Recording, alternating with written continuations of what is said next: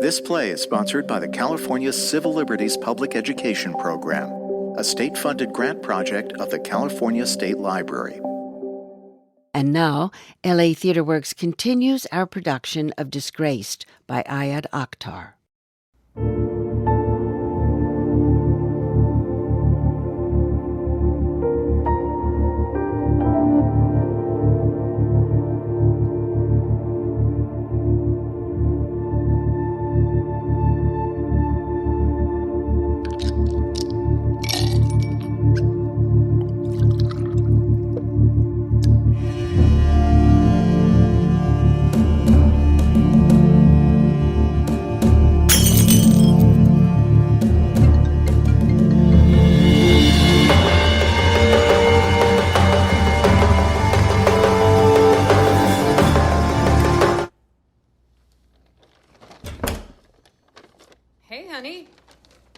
Hey, where were you? At Gourmet Garage, getting a few things for tonight. Tonight? Isaac and Jory. You didn't forget, did you? That's why it smells so good in here. I'm making pork tenderloin. And guess what? They had La Tour and that chorizo you love so much. Great. It can't be bad news, right? I'm coming to your house to eat your food and tell you you're not in the show. Nobody does that, right? So you're in. God, I hope. Honey. What? It doesn't help. Is it me? No. It's been 3 months, Amir. You're counting? I miss you. I know.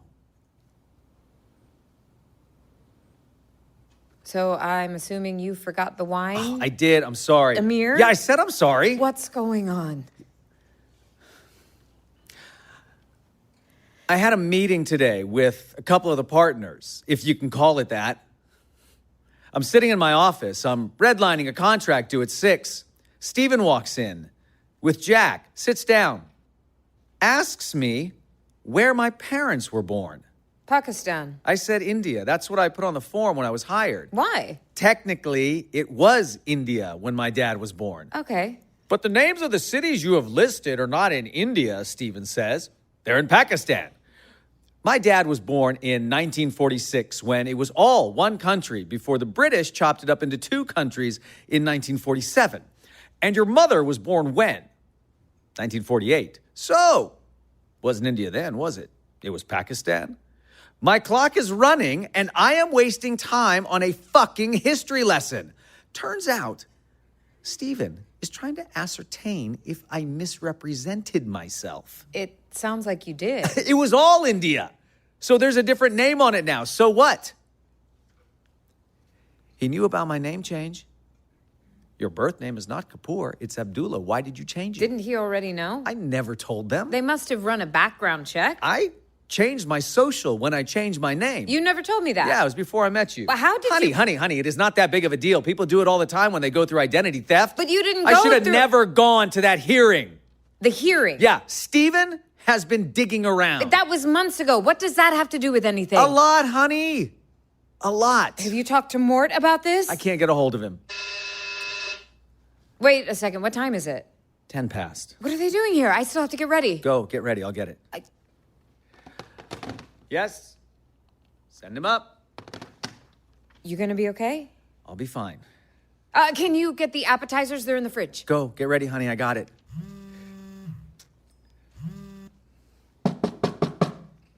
It's open. Amir? Come on in, Jor. No bread tonight. Maybe I'm old enough to have bread if I want to. Then don't be complaining to me when your pants don't fit. Khalid says it's okay once a week. Hey, good to see you again. It's good to see you too. Hey, Amir. Hey, Jory. Didn't we say 7:30? I was sure she said 7. I told you. I'm still getting ready. No worries. More time to drink, right? Oh, we brought dessert. Magnolia Bakery, thank you. This should go in the fridge. Go ahead. I was at the Knicks game last night. You were? Aren't you a Knicks fan? I'm sorry to say. No dishonor in it. No dishonor.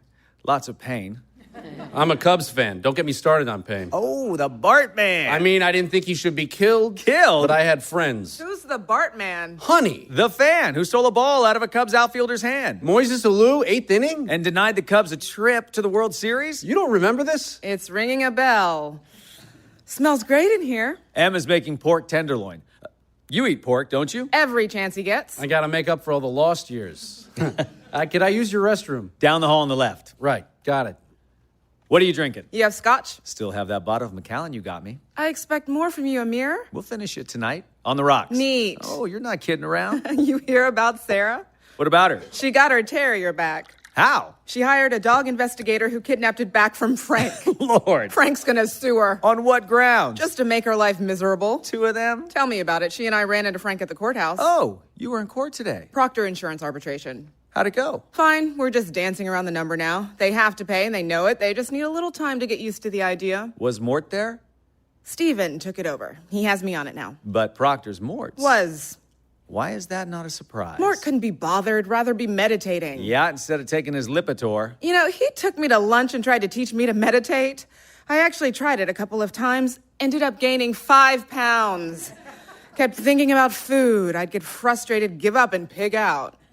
What's up with that offer from Credit Suisse? I'm not gonna do it. Didn't they come back with another 200,000? They did. I told you that move would work. You were right. I don't think you'll get more. The partners are countering. Of course they are. I doubt it's 200 more. I've put down roots. Kapoor, Brathwaite, What? you and me, on our own, in business.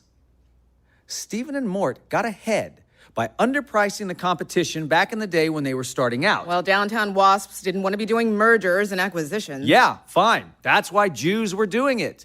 Then, mergers and acquisitions became all the rage, and guys like Stephen and Mort became the establishment. We are the new Jews.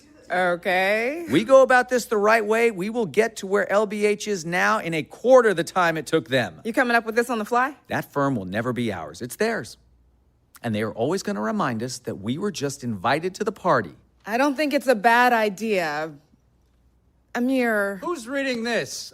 Sorry, am I interrupting? Well, Just talking shop. I'm so sorry. Nice to see you. nice to see you too. Hi, Em. Hi, Isaac. I'm sorry, I thought you said 7. Look, as long as you don't mind waiting for dinner. Honey, they got cupcakes from Magnolia. Banana pudding, actually. Oh my God, I love that stuff. It's like crack. You want something to drink, Isaac? Scotch would be great, on the rocks. Okay, honey? port. Port before dinner. I know I'm strange. I just love it so much. So who's reading Denial of Death? I am, since you suggested it. She has been raving about it. The only reason people remember this anymore is because it's the book Woody Allen gives to Diane Keaton on their first date in Annie Hall and tells her, this is everything you need to know about me.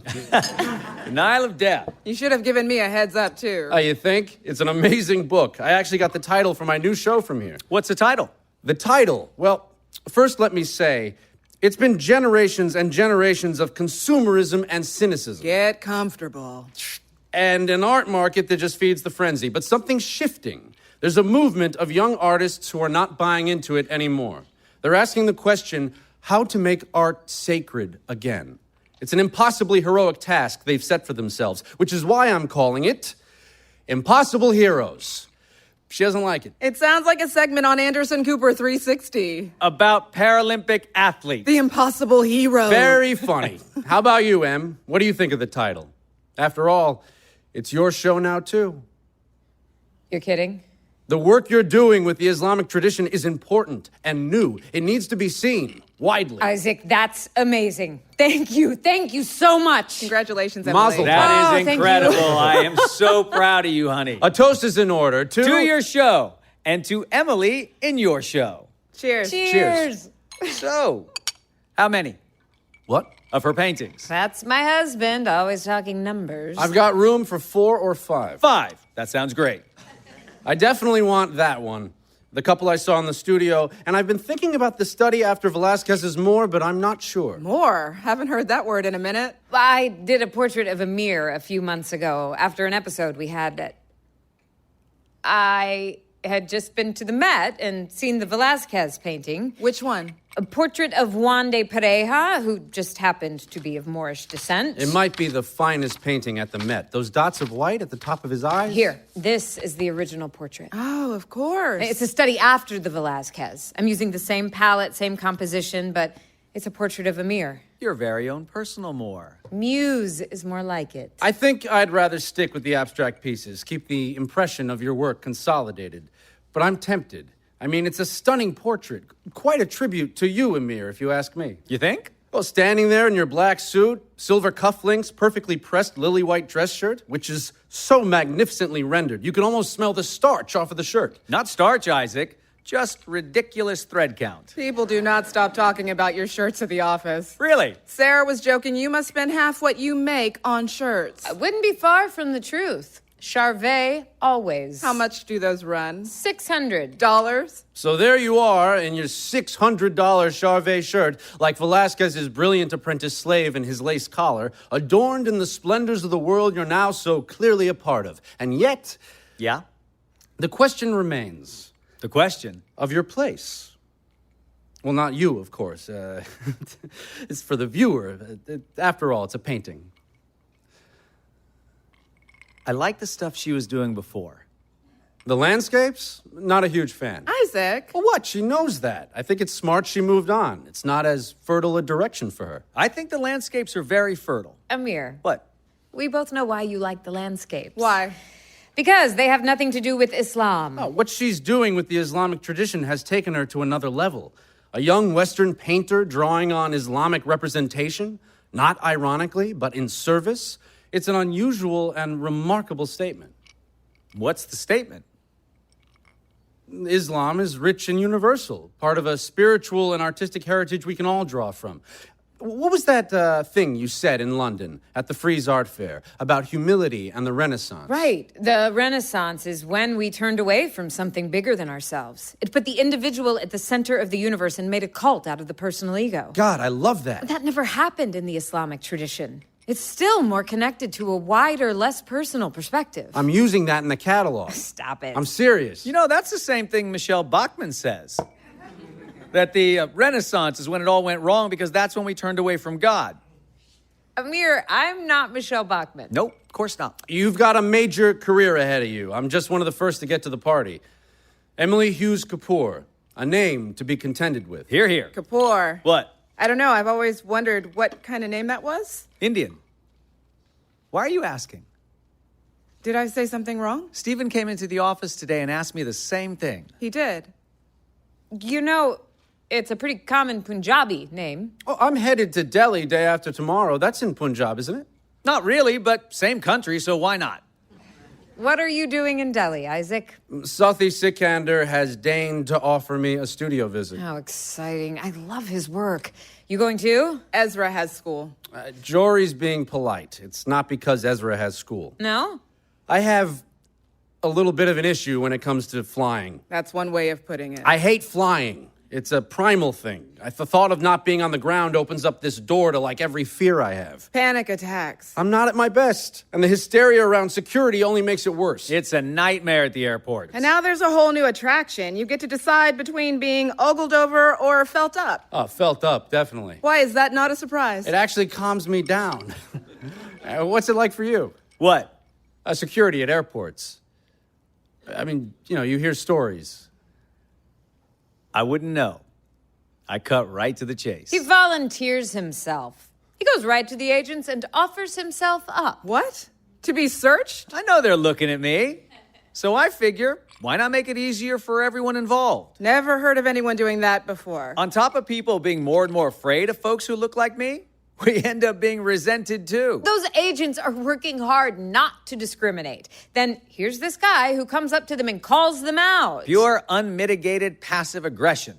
That's what my wife thinks. Maybe she's got a point. I think it's kind of admirable, Amir. If everyone was so forthcoming, the world would be a very different place. It's racial profiling. Honey, I know what it is. Well, I can't imagine you'd like it if it was you. It's not her. That's the point. And it's probably not some Kansas grandmother in a wheelchair. The next terrorist attack is probably going to come from some guy who more or less looks like me. I totally disagree. The next attack is coming from some white guy who's got a gun he shouldn't have. And pointing it at a guy who more or less looks like me. Not necessarily. Look, if every person of Middle Eastern descent started doing what you're doing, Yeah. I mean, if we all got used to that kind of compliance, we might actually start getting a little too comfortable about our suspicions. So you do have suspicions.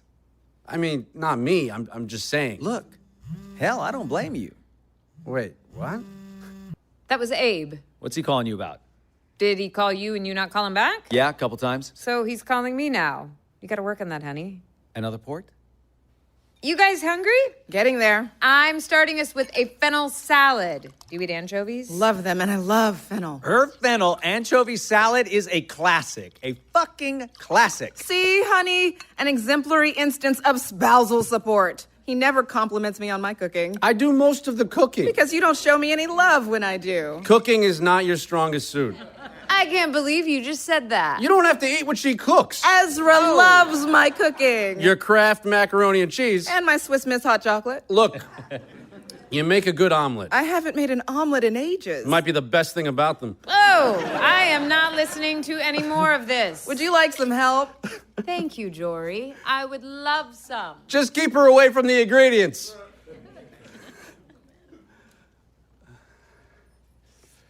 So, I'm sorry if I brought up something sensitive. Sensitive? Between you and Emily, I mean, about the paintings? You didn't. Oh. It's not a secret. Em and I don't see eye to eye on Islam. I happen to think it is a backward way of thinking and being. You don't think that's maybe a little broad? I mean, it happens to be one of the world's great spiritual traditions. Let me guess. You're reading Rumi. Amir. Actually, yes, I have been reading Rumi, and he's great, but that's not what I'm talking about. Do you know Hanif Saeed? I don't. He's a sculptor, he's Muslim, he's devout. His work is an amazing testimony to the power of faith. He carves these monolithic, pillar-like forms. Have you read the Quran, Isaac?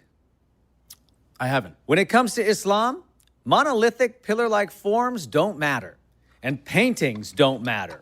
Only the Quran matters. Paintings don't matter. I didn't mean it like that. How did you mean it? Honey, you are aware of what the Prophet had to say about them. I am, Amir. What did he say? He used to say that angels don't enter a house where there are pictures and/or dogs. What's wrong with dogs? Your guess is as good as mine. Well, every religion's got idiosyncrasies. My ancestors didn't like lobster. I mean, who doesn't like lobster? What's your point? My point is that what a few artists are doing, however wonderful, does not reflect the Muslim psyche. Muslim psyche. Islam comes from the desert, from a group of tough-minded, tough-living people who saw life as something hard and relentless, something to be suffered. Not the only people to have suffered in a desert for centuries, Amir. I don't know what it says about the Jewish psyche, if that's the word we're going to use. Desert pain. I can work with that. Jews reacted to the situation differently. They turned it over and over and over. Look at the Talmud. They are looking at things from 100 different angles, trying to negotiate with it, make it easier, more livable. Find new ways to complain about it. Whatever they do, it is not what Muslims do. Muslims don't think about it. They submit. That's what Islam means, by the way. Submission. I know what it means. Guys, salad? Look, the problem isn't Islam. It's Islamofascism. I'm starving. You got that from Martin Amis, right? Christopher Hitchens, too. They're not wrong about that. So you haven't read the Quran, but you've read a couple of sanctimonious British bullies, and you think you know something about Islam? Amir. What? That's not fair game? If he's going to offer it as a counter, it's fair game. He has a point. I need to read the Quran. And then get back to me. Do you want fresh pepper? I had to read some of the Quran in college. What I remember is the anger. Thank you. It is like one very long hate mail letter to humanity. That's not true. Pepper, Jory? It is kind of. Grant me that at least. I'll grant you that the Quran sees humanity as stubborn and self-interested, and it takes us to task for that. And I can't say that it's wrong to do so. All I was trying to say with Islamofascism is that there's a difference between the religion and the political use of it. Isaac, in Islam, there is no difference. There is no distinction between church and state. Don't you mean mosque and state? I do. Thank you. I'm assuming we're all opposed to people who treat the Bible like it's the Constitution. Bon appetit. Bon appetit. This is so good. Did I tell you or did I tell you? It's so easy. You slice everything up. Fennel, peppers, celery. Carrots, radishes. What are these? Baby artichokes. Adorable. What gets me just as much as people who treat the Bible like the Constitution are the people who treat the Constitution like it's the Bible. I mean, trying to figure out what a text written more than 200 years ago really meant, like it's going to solve our problems today. Like all that bullshit about the right to bear arms. It was 1791, people. That's my point. That's exactly what I'm saying. This is delicious, Em. Really. I picked up the recipe when I was on a Fulbright in Seville. I love Spain. I ran with the bulls in Pamplona. You did not run with the bulls. I watched people run with the bulls. It was thrilling. We went to Barcelona for our honeymoon. The chorizo, the paella, the wine. Spanish wines are so underrated. See, this is the problem I'm having. You're saying Muslims are so different. You're not that different. Paella, Spanish wines, you have the same idea of the good life as I do. I mean, I wouldn't have even known you were a Muslim if it wasn't for that article in the Times. I'm not Muslim. I am an apostate, which means that I have renounced what my that faith. means. Oh, I say. good. Well, then did you also know, according to the Quran, that makes me punishable by death? That's not true, Amir. Yes, it is. Have you even read that part? Have you? It condemns renouncing the faith, but it doesn't specify punishment. The tradition has interpreted it as punishable by death. Impressive. He's repeated it enough, I actually checked. I have a vested interest, after all. Fine. Let's talk about something that is in the text. Wife beating. Wife beating. Great. Could you pass the bread? Amir, really? So, the angel Gabriel comes down to Muhammad. Angel Gabriel? Yeah, that's how Muslims believe the Quran came to humanity. The angel Gabriel supposedly dictated it to Muhammad word for word. Like Joseph Smith? Mormonism? They say an angel named Maramai came down in upstate New York and talked to Joseph Smith. Moroni, honey, not Maramai. You sure? It was on South Park. So, like I was saying, the angel Gabriel shows up and teaches Muhammad this verse. You know the one, honey. I'm paraphrasing. Men are in charge of women. Amir. If they don't obey, talk to them. If that doesn't work, don't sleep with them. And if that doesn't work, honey, I'm not doing this.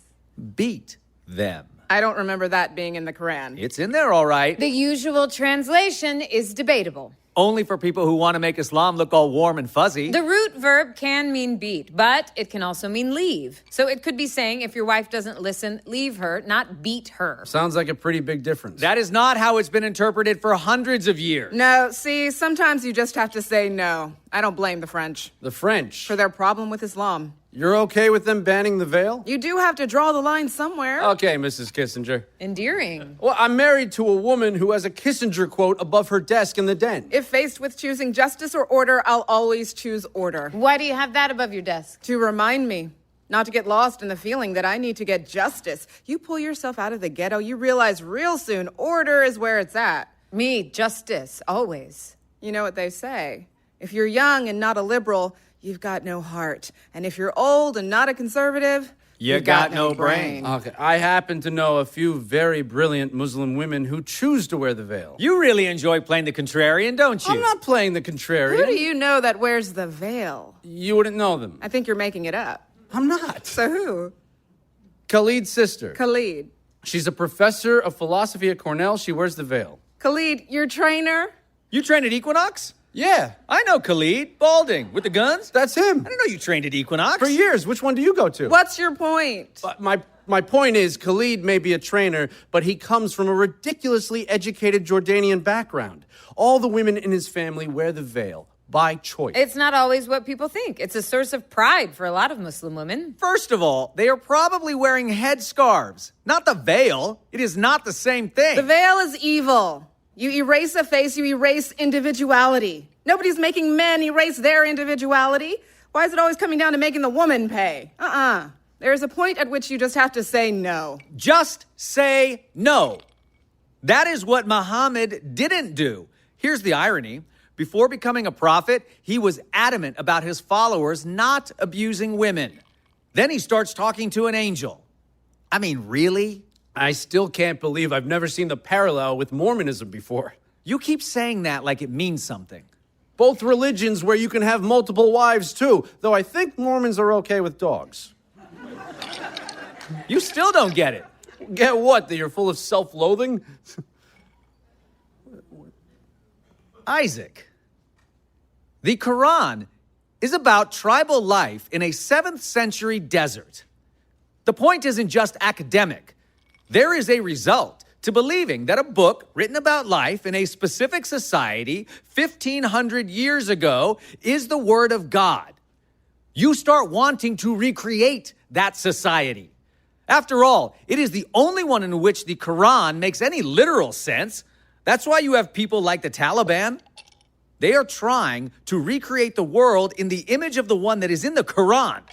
Honey, I think we get it. Actually, I'm pretty sure you don't get it. Here's the kicker, and this is the real problem. It goes way deeper than the Taliban. To be Muslim, truly, means not only you believe all of this stuff, it means you fight for it too. Politics follows faith. No distinction between mosque and state. Remember all that? So, if the point is that the world in the Quran was a better place than this world, well then, let's go back. Let's stone adulterers. Let's cut off the hands of thieves. Let's kill the unbelievers. And so, even if you're one of those lapsed Muslims, sipping your after-dinner scotch alongside your beautiful white American wife, watching the news and seeing folks in the Middle East dying for values that you were taught were purer and stricter and truer, you can't help but feel just a little bit of pride. Pride? Yes, pride. Did you feel pride on September 11th?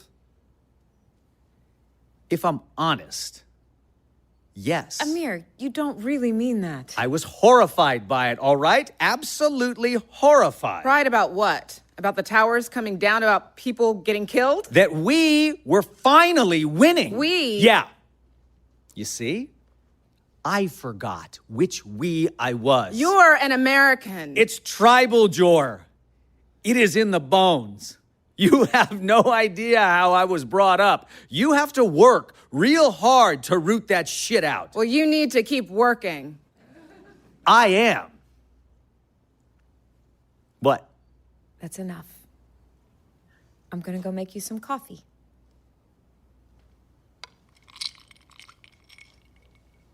What? Look. I'm sure it's not all that different than how you feel about Israel sometimes. Excuse me? Are you telling me you've never felt anything like that? An unexpected blush of pride, say? Blush? I don't feel anything like a blush. When you hear about Israel throwing its military weight around? I'm critical of Israel. A lot of Jews are. And when you hear about Ahmadinejad talking about wiping Israel into the Mediterranean, how do you feel then? Outraged, like anybody else. Not everyone feels outraged. A lot of folks like hearing that. You like hearing that? I said a lot of folks. I asked you if you like hearing it.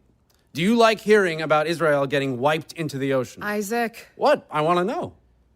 Sometimes, yes. Amir, we are supposed to be celebrating. And I'm saying that it's wrong and that it comes from somewhere. And that somewhere is Islam. No shit, it's wrong. But it doesn't come from Islam. It comes from you.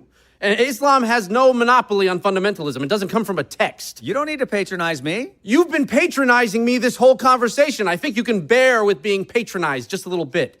You don't like organized religion? Fine. You have a particular antipathy for the one you were born into? Fine. Maybe you feel a little more strongly about it than most of us because whatever. Fine. Isaac. But I am not interested in your absurd and frankly more than a little terrifying generalizations. Isaac. What? Stop it. Okay.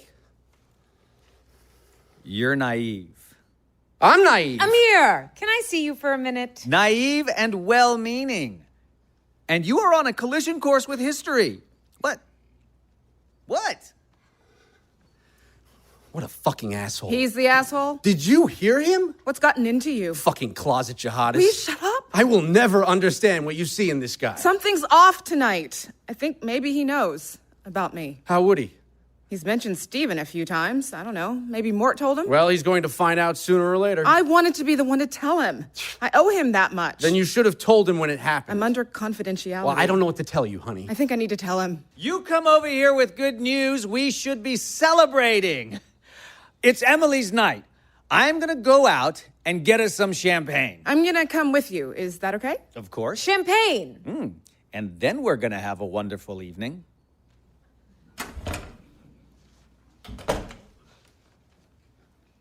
Do you think I don't know what you're doing?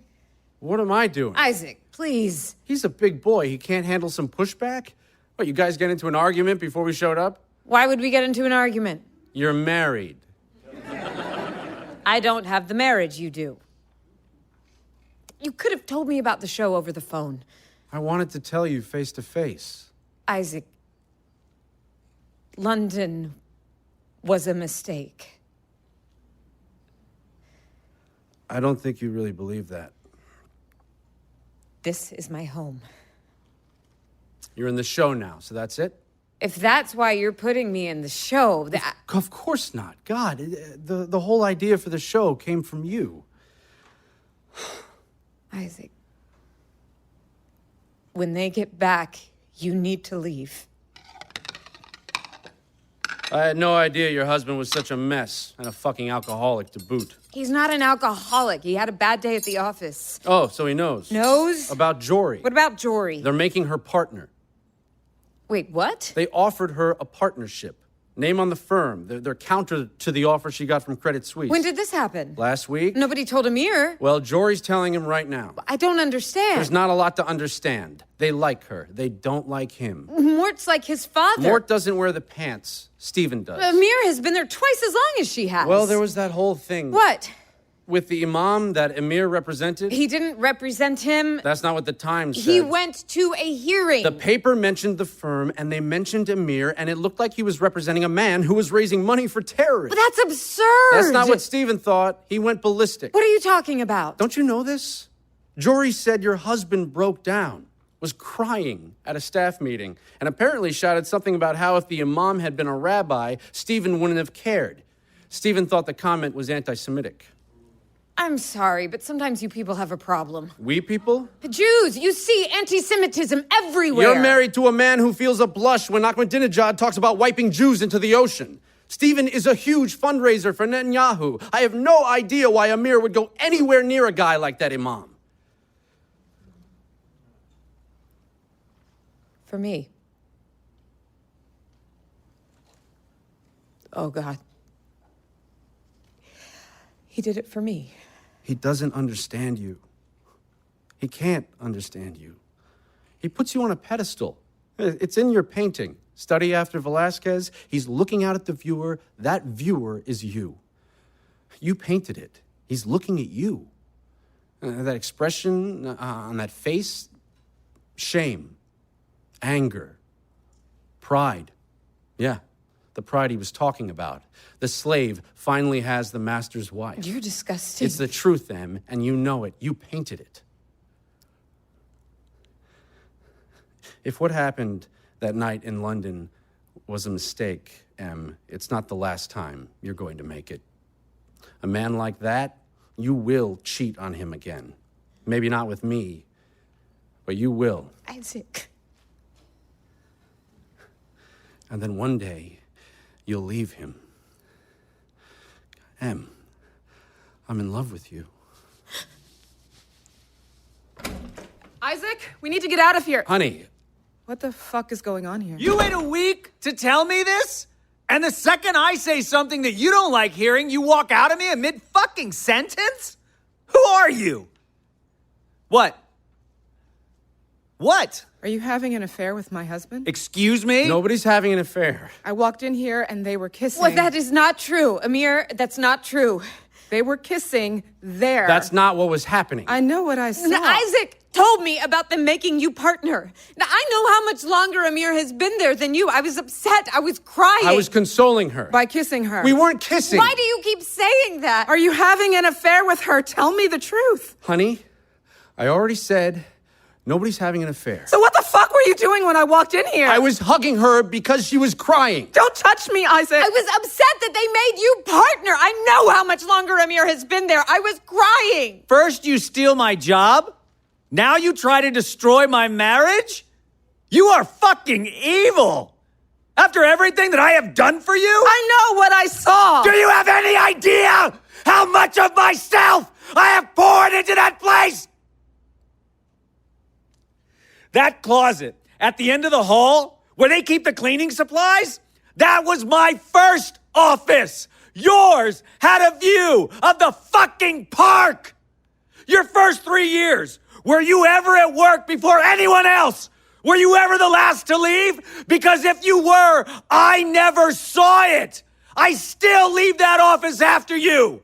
You think you're the nigger here? Wow! I'm the nigger. You know Me. what? You don't need to listen to any more out of this asshole. You're Don't the touch asshole. me. Oh, you better shut your mouth, buddy. Or what? Or I'll knock you on your fucking ass. Try me. Get off me, Isaac!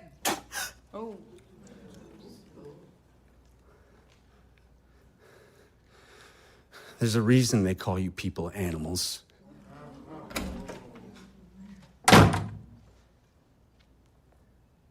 Get out. There's something you should know.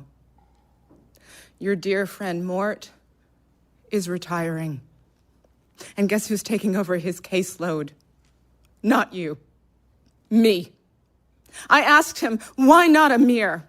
He said something about you being duplicitous, that it's why you're such a good litigator, but that it's impossible to trust you.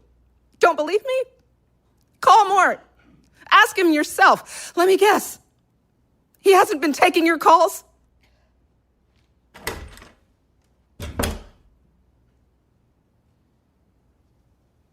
Have you lost your fucking mind? Amir. She's right. Mort hasn't been taking my calls. I'm gonna get you that coffee. Em? Are you sleeping with him?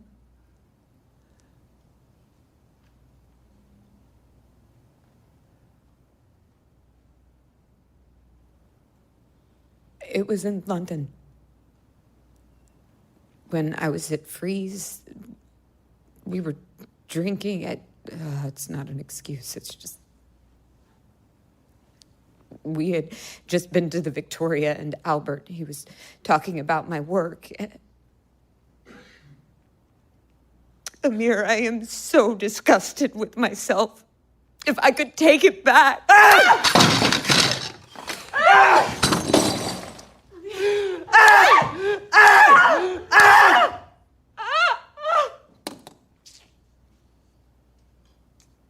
Oh my God.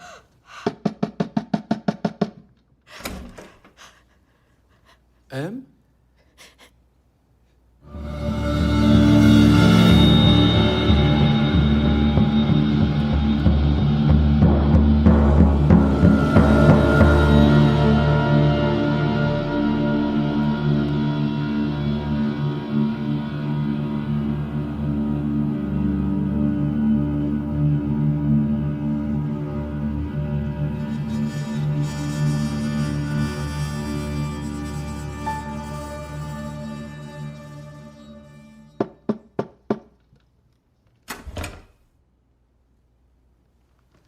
Em, Can we come in?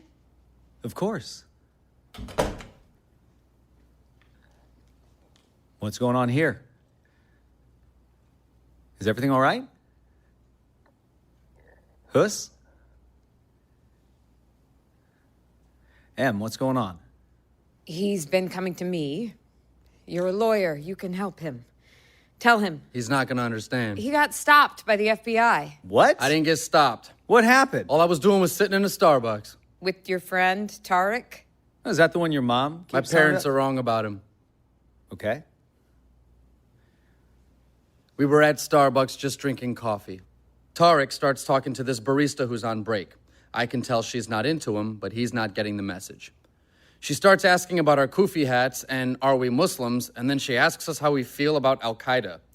So Tariq tells her, Americans are the ones who created Al-Qaeda. Okay. You don't believe me? No. The I mean, CIA trained the Mujahideen in Afghanistan. Those are the guys that became Al-Qaeda. It's a little more complicated than that. Actually, it's not, Uncle. Not really. So what happened?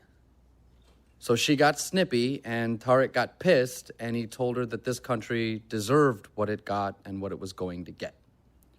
She goes back to work, And before we know it, the police are there. She called them. They cuff us, take us in. 2 guys from the FBI are at the station waiting. We sit through this ridiculous interrogation. What did they ask you? Oh, do we believe in jihad? Do we want to blow stuff up? How often do I read the Koran? Do we have girlfriends? Have I ever had sex? Do I watch porn? Do I hate America? And they knew a lot about me. Where I'd gone to school, about mom and dad, where they were born. It's like they already had a file. They brought up my immigration status. What about it? It's up for renewal. And when they said that, He laughed. You laughed? I didn't mean to. It just happened. Were you trying to antagonize them? No.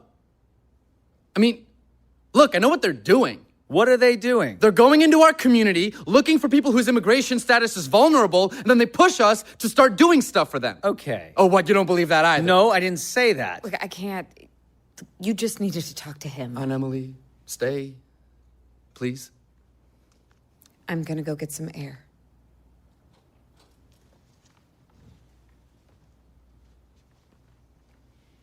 Is she okay?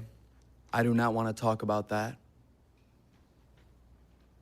Who are you calling? You can't call Mom. She's gonna freak out. I'm calling Ken. Ken? The lawyer on Imam Fareed's case. Why? He screwed things up. The Imam is still in prison. Yeah, well, Ken will have a better idea of what to do. Hi, Ken, it's Amir Kapoor. Can you call me as soon as you get this? It's urgent. Thank you. When you step outside of your parents' house, you need to understand that it is not a neutral world out there. Not right now. Not for you. You need to be mindful about sending a different message. Then what? Than the one that landed you in an interrogation with the FBI. So now what? Let's see what Ken has to say. I mean, it's not good, but at least they let you go. You know, if he tells me that I have to go into our mosque and pretend I'm planning some bullshit attack just to stay in this country... You don't know that's what's going to happen. Oh, if you spend any time with your own people... Excuse me? What would you do?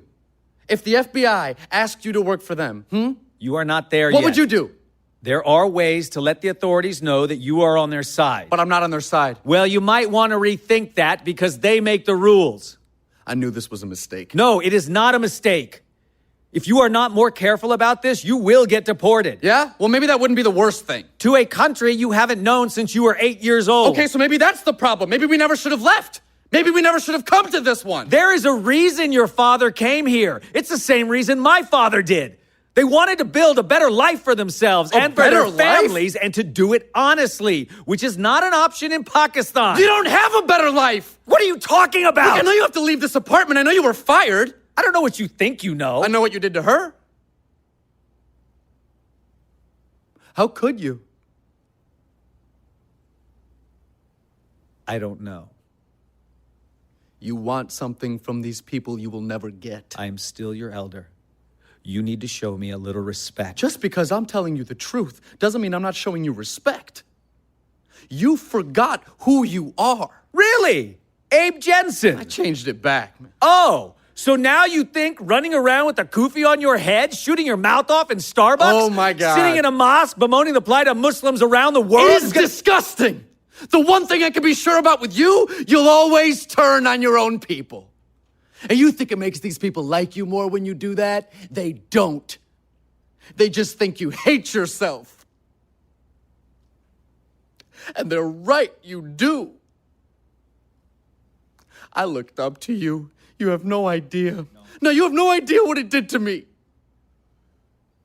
I mean, if you can't make it with them, then... The prophet wouldn't be trying to be like one of them. He didn't conquer the world by copying other people. He made the world copy him. Conquer the world? Yeah, that's what they've done! They've conquered the world! And we're gonna get it back! That's our destiny! It's in the Quran. For 300 years, they've been taking our land, drawing new borders, replacing our laws, making us want to be like them, look like them, marry their women. They disgraced us. They disgraced us. And then they pretend they don't understand the rage we've got. Emily, I'm sorry. Hussein? I'll handle it myself, Uncle. No, Hussein.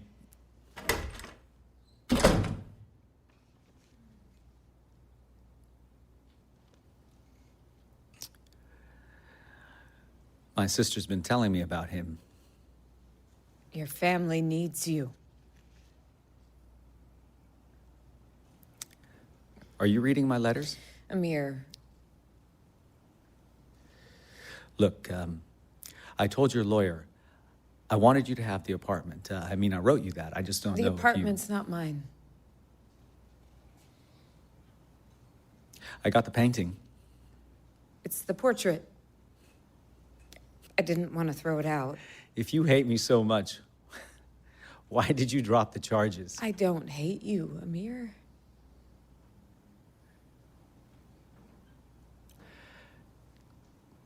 I saw the write-up in the New Yorker. I was proud of you. Oh. I don't know if you've been reading any of my letters, but there's a lot you're right about me.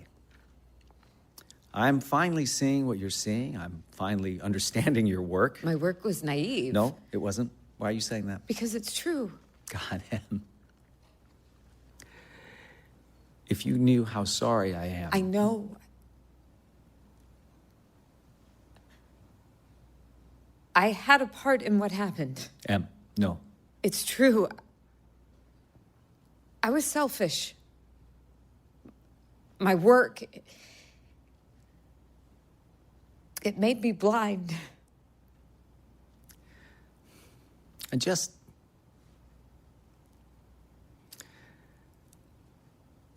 want you to be proud of me. Amir, stop. I want you to be proud that you were with me. Goodbye. Please, don't write me anymore.